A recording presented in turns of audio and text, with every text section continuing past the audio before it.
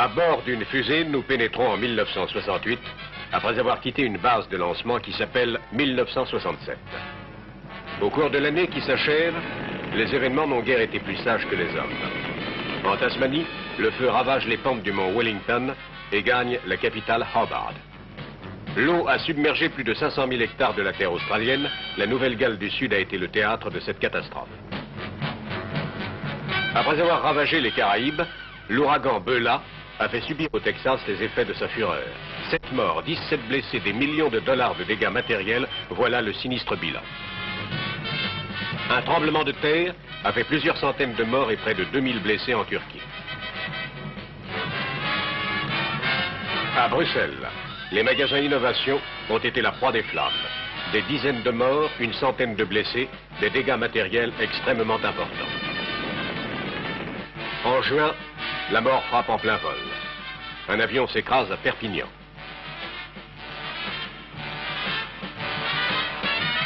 Et en novembre, 2 graves accidents de chemin de fer endeuillaient l'Angleterre. Les airs, la terre, la mer aussi. Cette fois, c'est un pétrolier géant, le Torrey Canyon, qui s'échoue au large des côtes britanniques. Un flot de mazout s'échappe de sa coque éventrée. La faune maritime est victime de cette hémorragie. Les plages sont polluées. Un pont enjambant l'Ohio s'effondre. On comptera quelques 80 victimes. Cependant, en marge de cette revendication de masse de la mort, d'autres deuils individuels, cela frappe le monde. En France, c'est le maréchal Juin, héros du Carigliano, qui disparaît entouré du respect des anciens du corps expéditionnaire français en Italie. L'Allemagne fédérale perd son premier chancelier en la personne de Konrad Adenauer, artisan de la réconciliation franco-allemande. La Grande-Bretagne n'est pas épargnée. L'ancien Premier ministre, Lord Attlee, quitte ce monde en octobre. La vie prend sa revanche. En Hollande, nous assistons au baptême du prince Willem-Alexander, premier enfant de la princesse Béatrix. Au Danemark, la princesse Margrethe épouse le comte de Montpezat, diplomate français.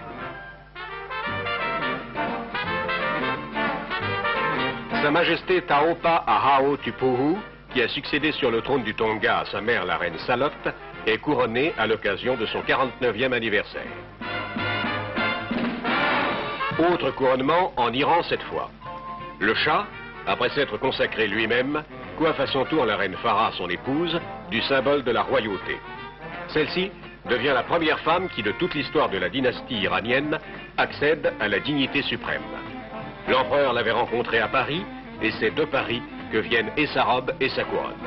Celle-ci est ornée de plus de 1500 diamants, rubis, émeraudes et perles. Quant au carton de la robe, il a été dessiné par la souveraine elle-même. Pour fêter solennellement son centenaire, le Canada a organisé Expo 67, manifestation internationale qui a connu un très vif succès. L'URSS, elle, a célébré son jubilé. Il y a 50 ans que le pouvoir bolchevique a remplacé celui des tsars. L'événement a été l'occasion d'éclatantes manifestations.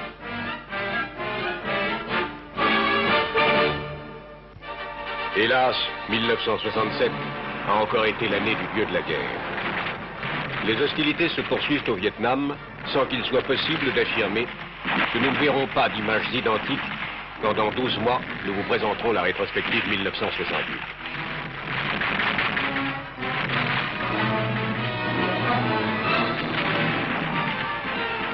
L'une des batailles les plus rudes a été livrée pour la colline 875.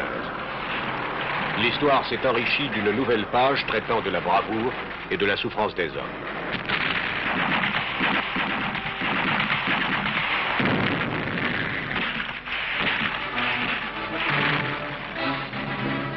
Cependant, en un autre point du monde, au Moyen-Orient, la situation d'explosive qu'elle était est passée au stade de la confrontation. Les canons ont pris la parole. Le conflit sera de courte durée, 6 jours seulement.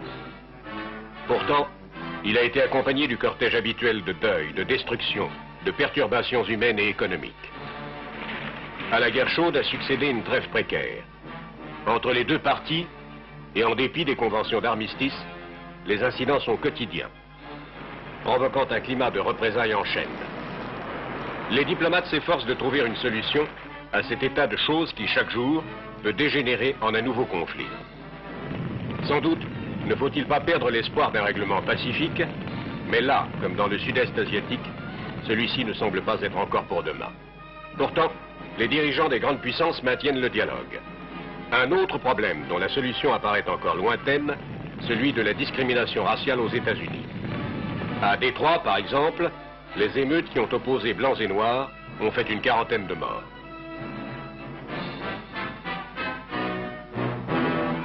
La communauté économique européenne a célébré son 10e anniversaire.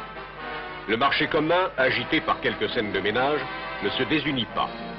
La Grande-Bretagne, qui voudrait y entrer, a pris certaines mesures qu'elle considérait de nature à la faire accepter dans le club des 6. La plus spectaculaire de ces mesures a été la dévaluation de la livre. Le souverain pontife prononce la clôture du synode. Autre rapprochement, celui des églises, auquel le pape Paul VI consacre de particuliers efforts. Un échange de visites a eu lieu avec le patriarche Athénagoras.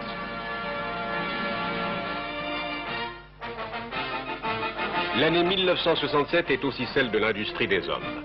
À Cherbourg, le général de Gaulle a procédé au lancement du premier sous-marin nucléaire français, le Redoutable, qui est armé de 16 missiles équipés de bombes H. Il pourra rester 3 mois en plongée, il sera opérationnel en 1969. En Grande-Bretagne, la reine Elisabeth baptise le paquebot qui porte son nom et qui est le plus puissant, le plus confortable et le plus élégant des bâtiments à double hélice. Sous la surface des eaux, sur la mer, mais dans les airs aussi, et bientôt ce sera l'avènement de Concorde. Le Mirage G est le premier avion à géométrie variable du monde occidental. Les distances de décollage et d'atterrissage sont respectivement de 450 et 350 mètres. Il a effectué le 20 décembre 1967 son 17e vol d'essai à la satisfaction des pilotes et des techniciens. L'avion fusée américain X-15 est le plus rapide du monde. Il a réalisé la vitesse incroyable de 7296 km 766 à l'heure. La conquête de l'espace a connu en 1967 des martyrs. C'était d'abord 3 cosmonautes américains qui étaient brûlés vifs dans une cabine au sol. C'était ensuite un soviétique qui se tuait à l'atterrissage. Le 18 octobre 1967, date historique pour les voyages spatiaux. La station automatique soviétique Vénusic 4 se posait en douceur sur la planète Vénus. En mai 1967, les Américains avaient eux aussi réalisé un remarquable exploit. Surveilleur 3, armé d'un bras, au bout duquel se trouvait une sorte de bêche, recueillait un morceau du sol de l'astre mort et le réduisait en poussière. Cela permettait d'obtenir des renseignements sur la composition et la structure du terrain sur lequel un homme se posera en 1970 selon toute probabilité. Les Européens ont uni leurs efforts pour donner naissance à la fusée L2. Et voici maintenant Saturn V. Américaine, c'est la fusée la plus puissante du monde, adaptée à une capsule Apollo, elle pèse 2770 tonnes. La Lune peut préparer son comité de réception pour le premier homme qui lui rendra visite. La chose est pour demain.